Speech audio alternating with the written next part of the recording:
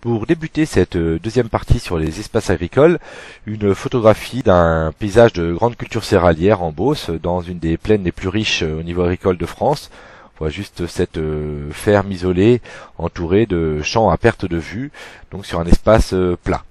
Donc grand 2, l'espace agricole, avec en grand A l'exemple du Comtat venessin.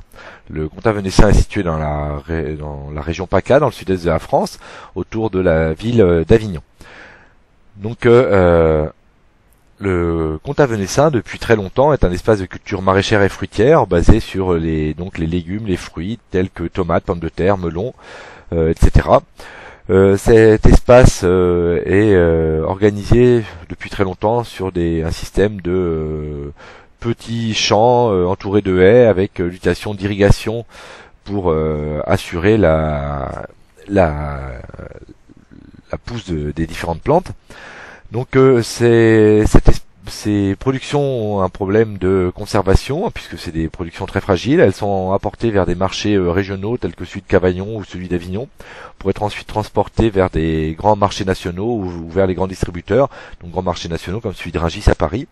Mais elle subit de plus en plus la concurrence de l'Espagne et du Maghreb, puisque c'est une production basée énormément sur la main d'œuvre, et l'Espagne et le Maghreb peuvent produire à moindre coût, ce qui entraîne des transformations dans le paysage de cette région, puisque de plus en plus apparaissent des grandes serres qui remplacent les cultures de plein champ.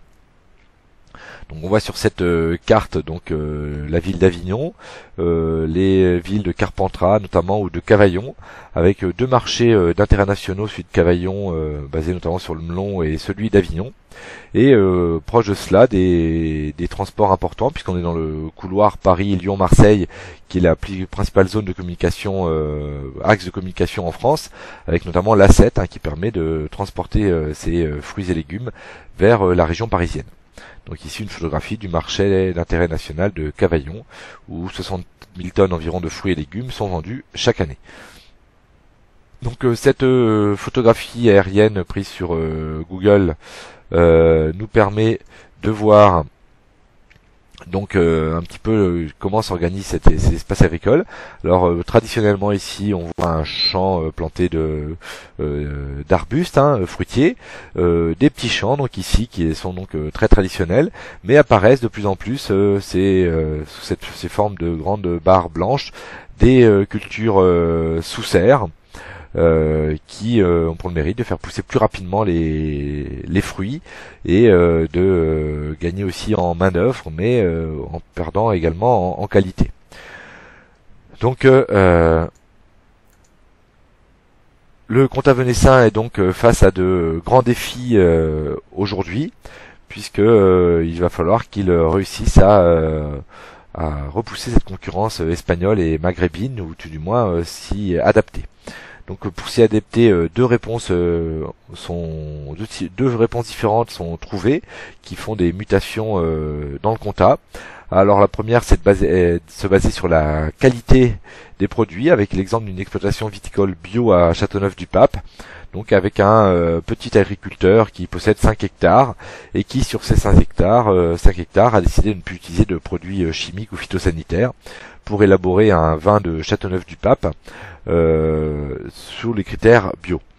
Donc ça entraîne une hausse du prix, mais ça cherche une clientèle attirée par ce type de produits qui n'ont pas utilisé de produits chimiques. Donc ça c'est le premier exemple.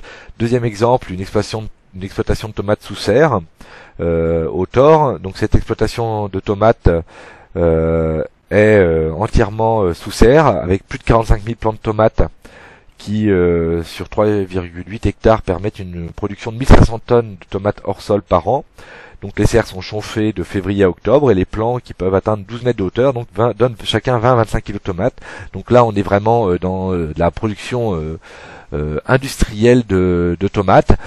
Ces tomates sont nourries en intraveineuse avec des pipettes, les plantes sont irriguées au goutte à goutte, il n'y a pas du tout de terre qui est utilisée. On se rapproche des méthodes de production qu'on trouve notamment en Espagne, et cela permet de produire beaucoup moins cher le kilo de tomates, et ainsi d'être concurrentiel vis-à-vis de l'Espagne ou du Maghreb. Mais bon, bien entendu, on va perdre forcément en qualité goûteuse des tomates. Donc pour résumer tout cela, le comtat venessin est localisé dans le sud-est de la France, autour d'Avignon. Elle est spécialisée depuis longtemps dans les productions maraîchères, fruitières et viticoles. Ses produits sont vendus dans toute la France. Son modèle basé sur des petits champs et l'irrigation est remis en cause par la concurrence de l'Espagne et du Maghreb. Pour y répondre, cette agriculture se transforme avec la création d'exploitations bio ou le développement d'exploitations intensives sous serre. Cela transforme bien entendu les espaces paysagers agricoles de cette région du comtat venessin. Donc après cet exemple, nous allons de manière générale voir que l'agriculture française est une agriculture moderne et spécialisée. Tout d'abord en commençant par voir que la population active agricole a fortement chuté depuis 70 ans, puisque en 1945, on peut le voir ici, il y avait environ 35% de personnes travaillant dans l'agriculture en France, donc un gros tiers. Ça a fortement chuté donc à partir de 1945, et cela continue à baisser pour atteindre aujourd'hui 2,6% seulement de la population active, c'est-à-dire un très petit nombre des personnes qui travaillent, qui sont employées dans l'agriculture. Mais dans le même temps, bien entendu, la production a fortement augmenté avec un nombre d'employés beaucoup plus bas. Donc comment cela est-ce possible, hein? Donc on va le voir maintenant. Donc les principales régions de culture en France sont situées tout d'abord dans le bassin parisien, avec notamment, comme on l'a dit tout à l'heure, la Champagne ou la Beauce, qui est la principale région céréalière de France. On en trouve également dans le bassin aquitain, par exemple. Donc ensuite on a des zones de polyculture, c'est-à-dire basées sur des cultures très diversifiées et souvent associées d'ailleurs à de l'élevage. Donc ces zones de polyculture élevage, on les retrouve notamment dans le nord-est avec la région des Ardennes, mais aussi dans les régions de l'ouest de la France ou dans la vallée rhodanienne pour la polyculture. Donc enfin, nous avons des régions de cultures spécialisées. Donc les cultures spécialisées, c'est les fruits et légumes, mais aussi la vigne. Donc ces régions de cultures spécialisées sont assez faciles à repérer puisqu'elles suivent les fleuves ou les côtes. Donc on voit les grandes régions de vignobles le long du Rhône, avec la Bourgogne, les vins de Bourgogne, Beaujolais, fruits et légumes dans le comtat venessin, le long de la côte méditerranéenne. Les vins et le long de la Garonne dans le Bordelais, les fruits et légumes le long de la côte bretonne, ou les vins et fruits et légumes le long de la vallée de la Loire, par exemple. Enfin, donc, il y a deux types d'élevage en France, hein, l'élevage intensif qu'on trouve essentiellement en Bretagne, élevage de porcs ou de vaches, et dans les autres régions, notamment les montagnes, on trouve de l'élevage extensif.